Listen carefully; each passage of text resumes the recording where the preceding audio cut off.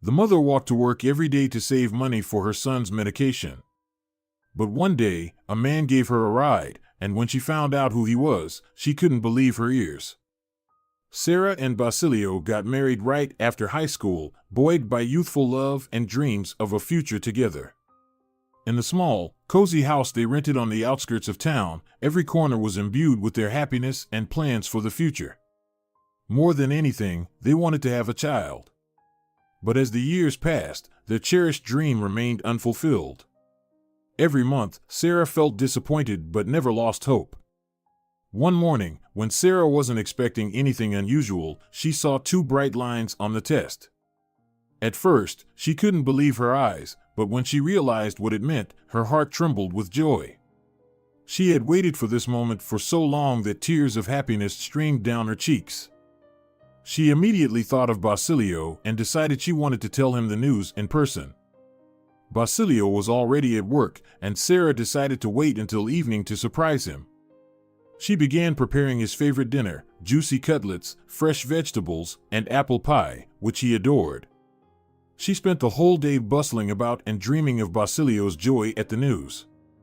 She imagined his smile, his happiness, and tears of joy. As evening approached, Sarah eagerly awaited her husband's return. Time seemed to drag, and she frequently glanced at the clock. But as darkness fell, anxiety began to creep into her heart. It had been over an hour since Basilio usually came home. Suddenly, the doorbell rang. Sarah hurried to open it, thinking it was her husband, but two unfamiliar men in work clothes stood on the threshold. They looked serious and somewhat confused. Sarah's heart sank when she saw their faces. "Are you Mrs. Prieto?" one of the men asked, and Sarah nodded, feeling cold fear penetrating her heart. "We're very sorry, but there was an accident at the construction site. Your husband fell from a great height. We did everything we could, but—" The man's words turned into a buzz in Sarah's ears. She couldn't believe what she was hearing. The world around her spun, and she felt her legs giving way. All her dreams, all the joy and hope crumbled in an instant. That night, the house, which that morning had been full of hope and joy, was filled with silence and pain. Sarah returned to the untouched dinner in the empty kitchen, and tears streamed down her face. She felt life slipping through her fingers. Sarah couldn't believe what had happened. She felt ill and barely made it to her neighbor Mrs. Rodriguez's door to ask for help. 10 minutes later, an ambulance arrived, and Sarah was taken to the hospital. For several days she couldn't regain consciousness, and the doctors fought desperately for Sarah and her baby's lives. Fortunately, they managed to save them both. Soon the girl woke up, but her emotional state left much to be desired. Sarah fell into a deep depression. She had loved her husband, whom she had known since childhood, and now she understood that she had lost not only her spouse, but also her most faithful friend.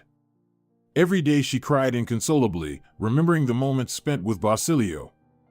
The doctors urged her to pull herself together because constant sadness could harm the baby, but Sarah couldn't help herself. She was very anxious and scared. She couldn't imagine raising the baby alone. Moreover, the pregnancy was not going well. Sarah constantly felt physical discomfort and weakness. She had only one wish: to rest. As a result, the delivery was very difficult, and the baby was born weak and spent the first 10 days on the brink of life and death. Sarah barely survived too. She ended up in intensive care and was in a coma for a while. The doctors had to fight desperately for her life. It was made worse by the fact that Sarah had lost the will to return to a reality where she was alone with an infant. However, her doctor constantly talked to her about how much her baby needed her. One day, his words reached Sarah's consciousness, and she began to recover quickly. "How is my baby?" the young mother asked with tears in her eyes as soon as she regained consciousness. "He's better now," the doctor replied with a smile. "We had to work hard to save his life, but now he's out of danger." Sarah managed a weak smile. "It's all my fault," she said a moment later, and tears began to fall from her inflamed eyes. "You shouldn't blame yourself," the doctor said wisely. "The circumstances were beyond your control. The past can't be changed, But you have the present and the future. Your baby's fate is in your hands. Sarah nodded in response and tried to smile again. I'll do everything I can, she said. That's wonderful, the doctor said. And for a start, you could give him a name. Sarah brought her hands to her heart and whispered softly, I chose it long ago. My son's name will be Marito. The doctor smiled, feeling the tenderness of the moment. That's a beautiful name. 3 weeks later, Sarah and Marito had fully recovered and were finally discharged from the hospital. Sarah's mother arrived to help her daughter take care of the baby. Sarah was doing well. She learned to feed Marito, change his diapers, and rock him to sleep. Marito grew up weak and sickly. Sending him to kindergarten when he got a little older was out of the question. Marito often caught colds, and Sarah feared any breeze when they were outside. Later, it turned out that Marito had certain developmental delays. Sarah noticed that his peers were much smarter and quicker than he was. When Marito turned 3, he still only spoke a few words and often mumbled something incomprehensible when he wanted to express his thoughts. The boy also had problems with motor skills and coordination. He found it hard to pick up small objects, and he often tripped and fell over seemingly nothing. When given a toy, he didn't understand what to do with it and behaved strangely. He could spend hours spinning a car wheel or twirling a puzzle piece in his hands instead of assembling it. Marito never approached other children on the playground, and if someone approached him, he acted as if the other child didn't exist. Sometimes he would run away and hide, covering his eyes or ears with his hands. There were times when Marito suddenly got angry at his mother or grandmother. In such moments, he would wave his hands at them, scream, and then retreat to his room, where he would hide under the bed for hours. However, Sarah and her mother adored Marito, and despite all the boy's peculiarities, they loved and pampered him. Sarah was gradually coming to terms with her enforced solitude, and her maternal instincts blossomed like a flower. Of course, she had to work. Sarah got a job as a sales clerk in a shoe store, but she spent all her free time with Marito. She patiently worked with him, read to him, and bathed him. Marito grew up in an atmosphere of love and care. However, as he got older, it became more apparent that he was different from others. Sometimes he behaved very strangely. He could sit in one spot for hours, staring at a single point and not responding to anyone, as if he were in a parallel world. Marito still spoke very little, but sometimes he said odd phrases that neither his mother nor grandmother could understand where he had heard them. These moments worried Sarah, and she didn't know what to do about them. Her friends advised her to take Marito to a doctor or psychologist, but Sarah knew that professional services were expensive, so she continued to delay. However, when Marito turned 6, Sarah started thinking about enrolling him in school and realized that it would be very difficult for him there. The young woman found a psychologist, and she and Marito went to see her. The psychologist was an elderly, very experienced woman who suggested that Sarah wait in the corridor. She took a large basket of small toys and a box of sand out of a cabinet and invited Marito to choose any characters and play with them. Marito's eyes lit up, and the hour and a half flew by unnoticed. He didn't realize that he wasn't just playing with toys and sand, but undergoing a real diagnosis by a specialist. Then the psychologist invited Sarah in and told her that Marito had autism. "What should we do now?" Sarah asked in shock, feeling tears well up in her eyes.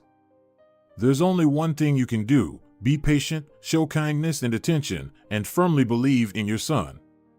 Autistic individuals are very sensitive and know how others feel about them.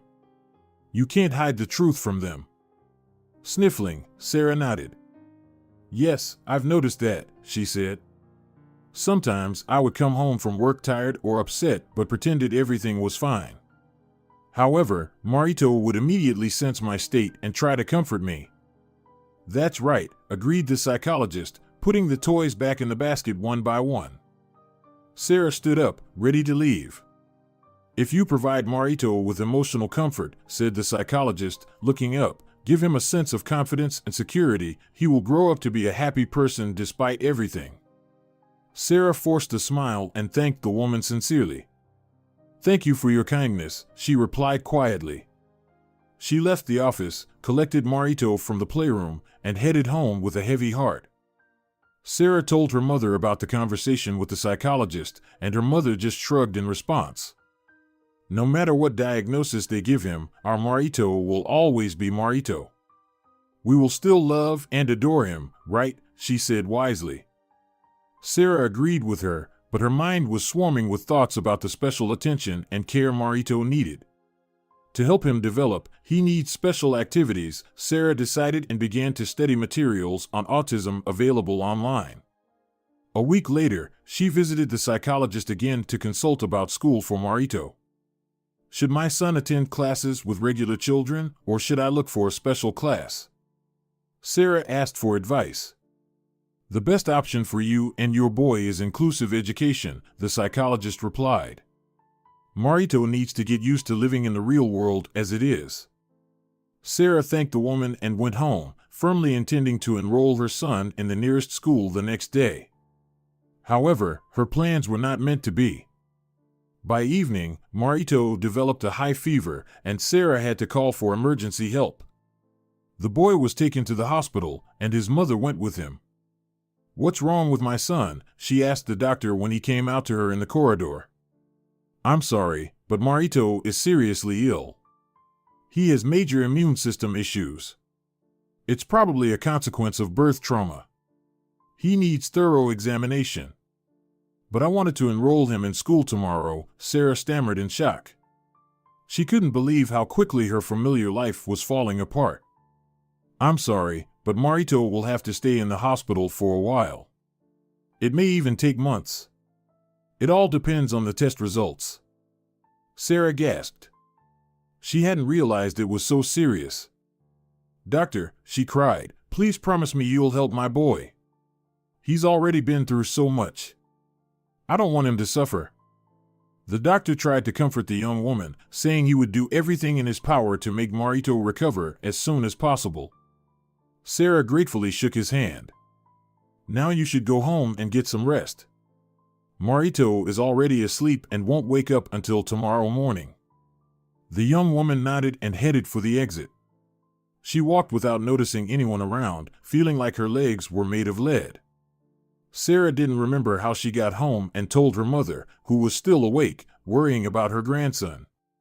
The two women cried and, exhausted by the evening's worries, fell asleep.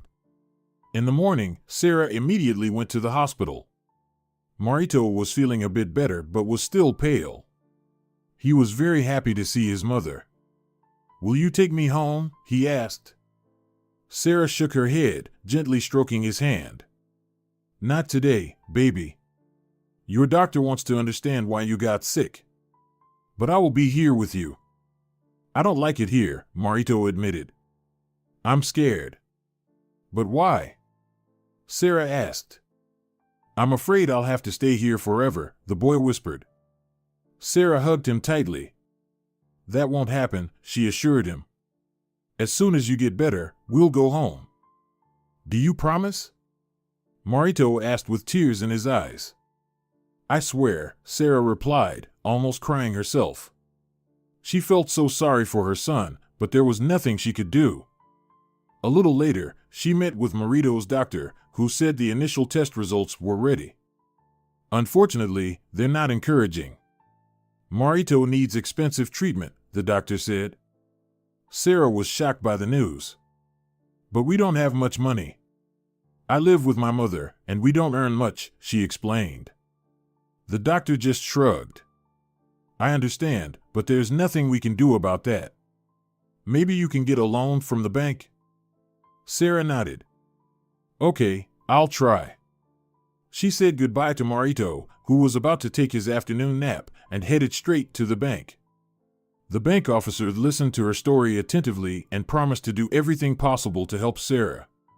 He assured her that he would have an answer the next day. The young woman anxiously awaited the bank's call.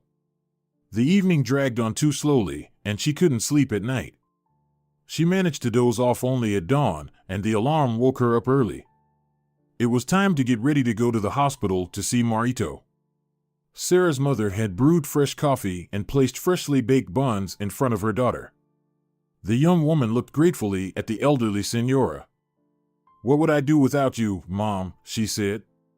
Her mother came closer and hugged her daughter. "We're family, dear. No matter what happens, I'll always support you and Marito." Sarah smiled through her tears and started breakfast. Then she immediately went to the hospital. Marito was eagerly waiting for her. He told her about a dream he had the night before. In the dream, Marito was flying on a large purple elephant. "What a wonderful dream!" Sarah smiled. "We became friends," Marito added. "And I named him Benito."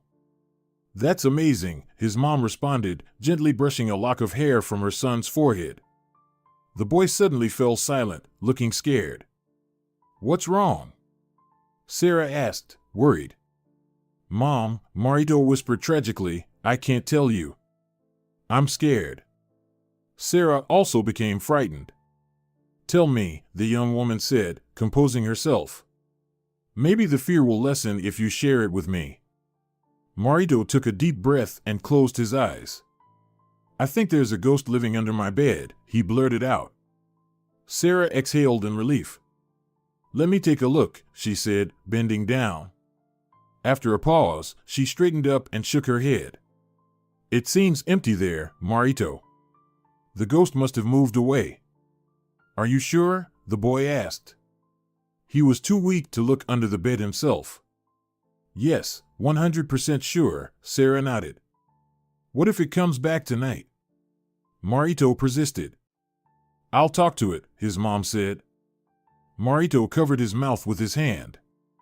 "That's dangerous," he whispered faintly. "We'll come up with something if it returns," Sarah promised, and Marito trustingly snuggled up to her. The young woman barely held back her tears. Life was already difficult for Marito, and now there was this illness. Just then, Sarah's phone rang. A clerk from the bank informed her that her loan had been approved and she would receive it in a few days. Sarah sighed in relief and sincerely thanked the young man for the wonderful news. "You've made me very happy," she said before saying goodbye to the bank employee. The loan was supposed to cover 95% of Marito's treatment costs. The rest of the money would have to come from their budget. When Sarah came home, she and her elderly mother sat at the kitchen table and wrote down all their income on a piece of paper, then started thinking about how to cut expenses. They decided to use less water and electricity, give up some food items, and walk to work to save on public transportation fares. Starting the next day, Sarah began leaving the house earlier and walking to the store where she worked as a sales consultant. During these days, Marito was visited by his grandmother. On her way to work, Sarah thought only about her son. How was he doing? What if he got scared again and needed her? These thoughts and worries exhausted the young woman. She started sleeping poorly at night and constantly felt tired, barely dragging her feet. One day, while Sarah was standing at a traffic light, she was so deep in thought that she didn't even notice a fancy Jeep stop nearby. The window rolled down, and the driver called out to her. "Excuse me," he said. "I don't mean to intrude, but it seems to me that you don't look well." Sarah started and looked at the man who spoke to her. He appeared to be around 35 years old, with some gray streaks in his hair. His eyes were light blue and very kind. Sarah wanted to say she was fine, but she couldn't. She realized that would be a lie, and she didn't want to lie to those clear eyes. "You're right, I'm a bit tired," she replied. "Maybe I can help you." "Where are you going?" "I'll give you a ride," the man said. Sarah raised her eyebrows in surprise, not believing what she heard. I'm not used to going to work by car," she quietly admitted. "It's very simple," the man smiled. "You just need to sit next to me." Sarah smiled back. She had heard many scary stories about women disappearing after getting into a car with a stranger, but she didn't feel any danger from this man. On the contrary, she felt that the man who spoke to her had the most honest and decent intentions. She had the impression that he had been through a lot in life and now just wanted to help. Sarah decided to trust her intuition. Okay, she said. But I'll pay you. The man laughed, and Sarah really liked his good-natured laugh. Oh no. Don't even think about it. I just want to help you from the bottom of my heart. With these words, he got out of the car and opened the passenger door for Sarah. The young woman cautiously sat in the luxurious interior and placed her bag on her lap. Soft music was playing in the car. Sarah really wanted to relax and forget everything, but she remembered that she was in a car with a stranger, albeit a very nice-looking one, and she had to stay alert. My name is Antonio, the man introduced himself as he returned to the driver's seat. Sarah, the young woman replied. Nice to meet you, Antonio said politely, and Sarah nodded in response. The Jeep smoothly pulled away. Sarah barely felt the movement. It was so comfortable to be in the car's luxurious interior. She wanted to close her eyes again and drive somewhere for a long time, forgetting her worries and sorrows. What do you do, Sarah? Antonio asked. I work in a shoe store, she replied. I help women choose beautiful shoes. Wonderful job, the man smiled, carefully watching the road but occasionally glancing at Sarah. And you, the young woman dared to ask. I work in investments, the man replied briefly. Sarah nodded. She absent-mindedly looked out the window at the familiar buildings. At that moment, they were driving past the hospital where Marito was, and Sarah instinctively leaned forward. Antonio noticed this movement. What upset you? He asked, surprised. Sarah glanced at him sideways, deciding whether to tell him about her trouble. My son Marito. He's only 6, she finally said. He's very sick. I'm sorry, Antonio replied sincerely, giving the young woman a compassionate look. But what happened? Sarah bit her lip. Complications from birth trauma, she replied without going into details. After a pause, she added, Marito. He's a special boy. In what way? Antonio asked. In that he's autistic, Sarah admitted. She thought she saw Antonio grip the steering wheel a little tighter for a moment. I understand, he replied, not looking at his passenger. Sarah felt that Antonio was somewhere far away at that moment. When they stopped at the store where she worked, Sarah thanked the man sincerely. You've helped me a lot, she admitted. Thank you for your kindness. Antonio nodded slightly, smiling. Then he paused for a moment, as if remembering something, and opened the glove compartment. I want to give your son something, he said. Sarah raised her eyebrows in surprise. Give him something? But why? I hope he'll like this gift, Antonio said. He took out a bright object from the glove compartment and held it out to Sarah in his open palm. She stared at it in astonishment. It was an ordinary Rubik's Cube. Sarah took the toy. Thank you, she whispered. Antonio smiled at Sarah, and she thought she saw a flicker of sadness in his eyes. If you ever need my help again, here's my card, Antonio said as Sarah placed the cube in her bag and reached for the door handle. He handed the young woman a business card, and she glanced at it briefly before putting it in her pocket. She managed to read that Antonio's last name was Perez. Thank you again, she said goodbye and disappeared into the store building. The woman thought she would never see Antonio again. But Sarah was wrong. When she next went to the hospital to visit Marito, she gave him the man's gift. The boy was very surprised but interested in the cube. Sarah explained to him how to move the colored squares and what the goal was, and Marito became engrossed in the game. Then the young woman was invited to her son's doctor's office, and she left the room. I have good news, the smiling doctor said cheerfully to Sarah. Marito's treatment is going well. His body is getting stronger every day. Follow-up tests show very good results. I think Marito will be able to leave the hospital and return to his normal life in about a week. Sarah didn't immediately believe what she heard. She felt a rush of joy and almost hugged the doctor. Doctor, thank you. I'm so happy to hear this. The doctor nodded and smiled back. I must admit, part of the success is due to me, but most of it is Marito's doing. He is a very strong boy who deserves the best in life. Sarah agreed with him.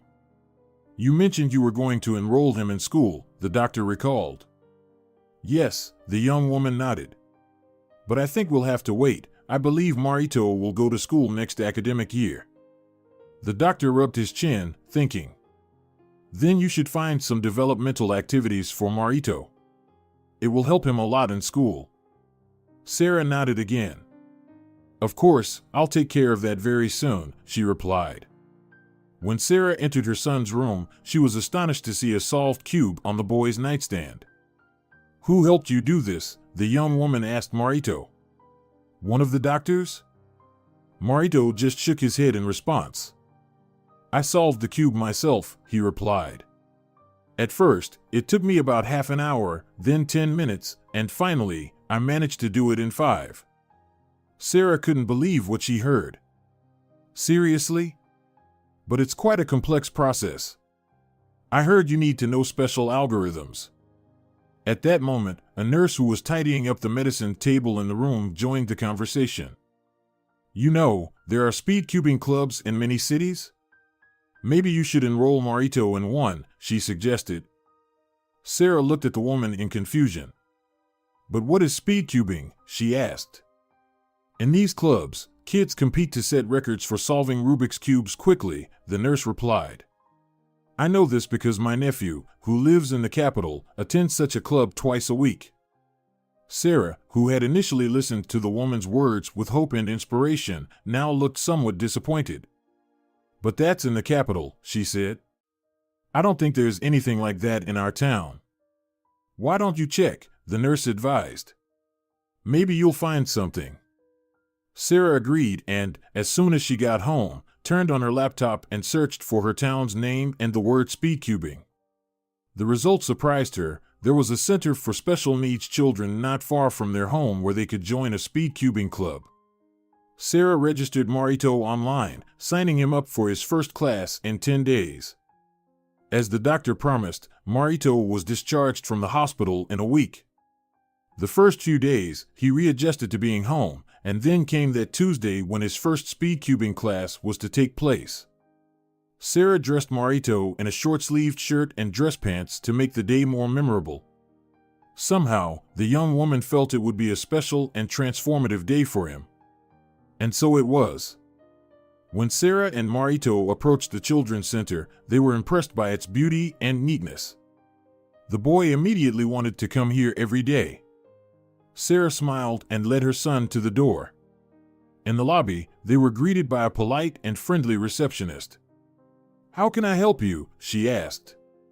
We signed up for our first speedcubing class at your center, Sarah explained. The girl nodded. Let me show you to the classroom.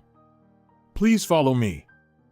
She stepped out from behind the desk and led Sarah and Marito to the elevators.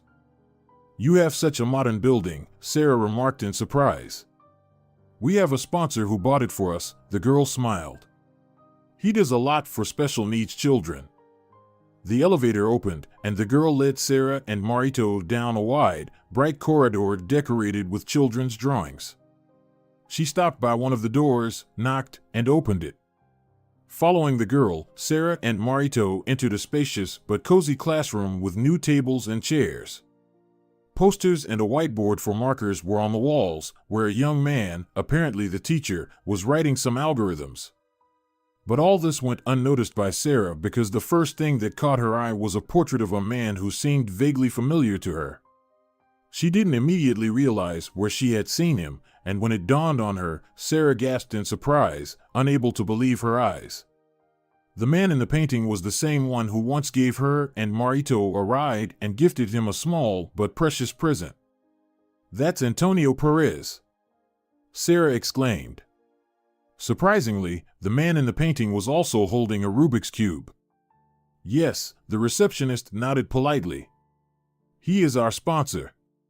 He does a lot for the center. That's why we have his portrait in many classrooms.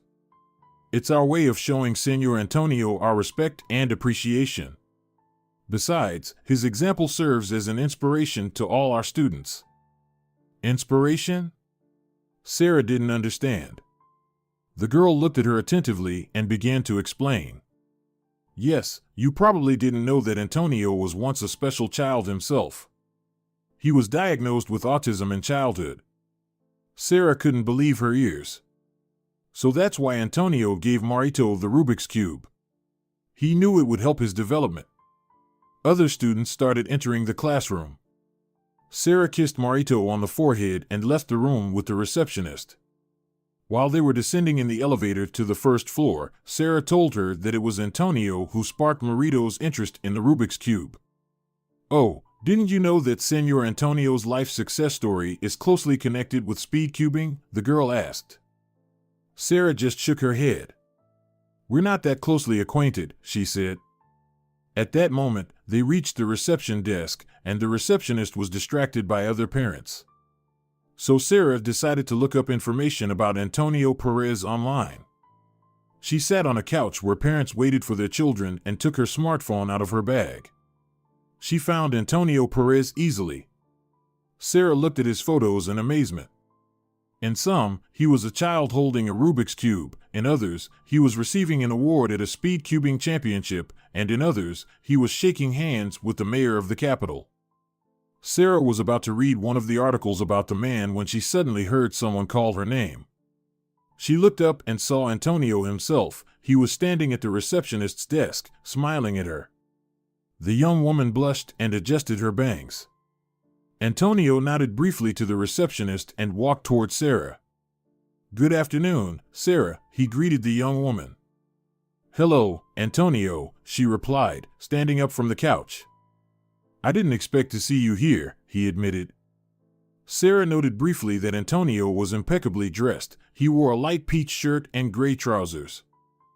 I brought my son to his first speed cubing class, Sarah explained. He really liked your gift.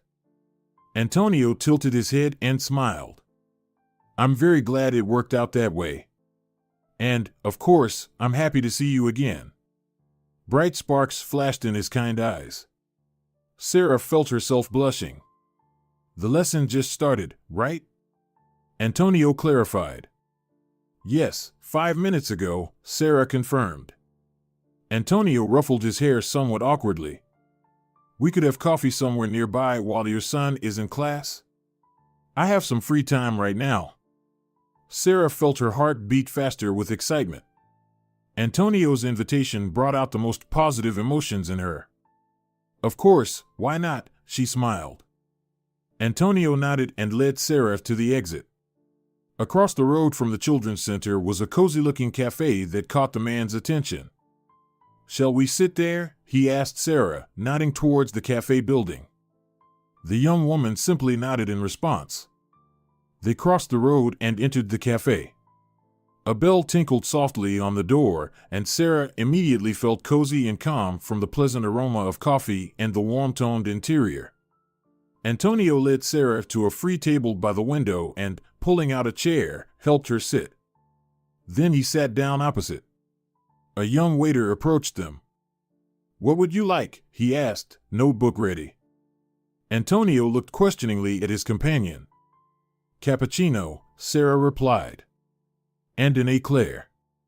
I'll have the same, please, said Antonio. I love eclairs. Sarah smiled. In Antonio's company, she always felt relaxed and free, despite the fact that his social status was significantly higher than hers. So, Marito loves speed cubing? Antonio smiled when the waiter moved away from their table. Exactly, Sarah replied. I've wanted to enroll him in developmental activities for a long time. As soon as he was discharged from the hospital, I found your center. It turns out it's near our house. You can't imagine how grateful I am for your help. I hope that now Marito will start a new, happy life full of interesting activities and meetings. It will be so, Antonio nodded, and Sarah once again caught a hint of old sadness in his eyes. Why are you sometimes sad? She couldn't help but ask. Antonio looked into her eyes for a long time. I remember my childhood, he admitted. Sarah nodded understandingly. I've learned a bit about you. Antonio smiled and ruffled his hair again. Sarah liked this habit of his. My childhood wasn't very happy, Antonio unexpectedly said. Most of the time I felt like a black sheep. Oh, I can imagine how hard that is, Sarah said sympathetically, remembering Marito. Yes, Antonio nodded. The waiter approached, carrying a tray with cappuccinos and eclairs. Placing the desserts and drinks on the table, he politely nodded and left. I was born into a loving and caring family, but because of my specialness, the world seemed gray. I didn't always understand what was happening around me. Everything seemed strange and mysterious, as if I had landed on another, unfamiliar planet. This feeling made everything complicated. I was often sick and developed very slowly. The older I got, the more frightening and unpredictable the world around me seemed. It was very hard for me to express my thoughts and feelings. Even my loving parents didn't understand me, and my peers tried not to come near me at all. During walks, I usually sat in the corner of the sandbox, quietly making sandcastles, trying not to look at anyone or attract attention. Sarah sighed sympathetically. She wanted to take Antonio's hand, but she restrained her impulse. My parents immersed themselves in studying autism, trying to understand my characteristics and find a way to help me. They visited specialists, studied therapeutic methods, and strategies for raising autistic children. At home, they created a predictable atmosphere for me to feel safe. Mom invented games to help me develop fine motor skills. Together we assembled puzzles, molded clay, and painted with our fingers. And one day, Dad brought home a Rubik's Cube, and my life turned upside down. Just like Marito, Sarah exclaimed. Yes, Antonio agreed and continued his story. I became obsessed with this game. I didn't part with the cube for a minute and even slept with it. I trained for hours. Soon I could solve it in a minute. Then my parents accidentally found out that there were competitions and even championships in speed cubing. They decided to enroll me no matter what, and they succeeded. When I turned 12, I went with my mom and dad to the capital for the championship. And you won it? Sarah guessed. Antonio took a sip of cappuccino, paused, and nodded. Yes, I became the champion. But participating gave me more than just the grand prize. I made new friends, met important people, and most importantly, I believed in myself. I believed that there was a place for me in this world. Since then, my life changed drastically. I stopped hiding from the world and opened up to it instead. I managed to become a full-fledged member of society and even more. I became wealthy and now invest money in the education and development of children like I once was. Sarah listened to the man, holding her breath. She realized that tears had welled up in her eyes, so deeply had she taken his story to heart. It's magical, she whispered. Antonio felt somewhat embarrassed by her words. I was very lucky, he said quietly. And I'm grateful that I was able to go through this journey and now help others. It's very important, Sarah agreed. While Antonio was talking and she was listening, they completely forgot about the eclairs. Why are we just sitting here? Antonio laughed. Let's have a snack. And they happily started on the eclairs and slightly cooled cappuccino. Everything was delicious, and for the first time in a long while, Sarah felt that she was simply enjoying happy moments without any worries. Maybe my life is about to get better, she thought. But she wasn't sure if she should trust this sudden thought. An hour flew by unnoticed. It was time to return to the children's center to pick up Marito. Antonio paid the bill, leaving a generous tip for the young waiter, and they left the coffee shop. A fresh breeze blew, and the young woman straightened her shoulders, turning her face to it. She didn't notice Antonio watching her, admiration clear in his eyes. The young people crossed the street and entered the center. Antonio offered to accompany Sarah upstairs and also to talk to the speed cubing teacher. As they ascended in the elevator, standing very close to each other, Sarah felt sparks that were clearly noticeable between them. She didn't know how to react to this. Looking into Antonio's eyes, Sarah smiled shyly, and he briefly touched her shoulder with his fingertips. At this touch, Sarah's heart began to pound, and she was afraid Antonio would hear it. Fortunately, the elevator doors opened, and they stepped out into the hallway. From the loud shouts, they immediately realized something extraordinary had happened. Sarah was frightened that something had happened to Marito and rushed to the room where she had left him. Antonio ran after her. A whole crowd had already gathered in the room. There were students of the center, their parents, and some of the administration. Everyone was crowded around one of the tables, forming a tight circle. Marito was nowhere to be seen. What happened? Sarah cried out anxiously. Where's my son? Antonio began to carefully push his way to the center of the circle, constantly apologizing. Sarah followed him. Finally, they managed to get to the desk that the crowd had surrounded, and they saw Marito behind it. He was quietly sitting, paying no attention to anyone else. The boy was completely focused on the Rubik's Cube he was holding in his hands. Sarah noticed that his fingers were moving non-stop. This boy just set a world record for solving the Rubik's Cube. Someone whispered. Sarah couldn't believe her ears or eyes. Marito continued solving the cube. It took him just a few seconds to do it. Antonio stood nearby, looking at Marito in stunned yet joyful amazement. It's just incredible. He smiled. Sarah, your son is a real speed cubing genius. He needs to go to the next World Championship. I'll make all the arrangements today. Sarah felt like she was about to faint from the excitement and happiness that overwhelmed her. She hugged Marito by the shoulders, and he leaned against her back, without taking his eyes off the toy he loved so much. Sarah looked at Antonio with gratitude. Thank you so much for everything you do for us, she whispered.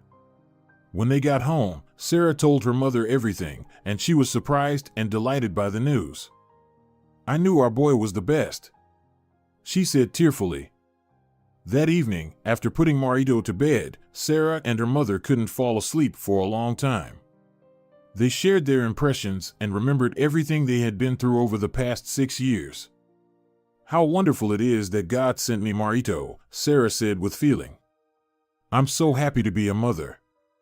You are the best mother in the world, said the elderly woman. After talking heart to heart, they went to their rooms. Sarah changed into her nightgown and took her smartphone to check if she had set the alarm.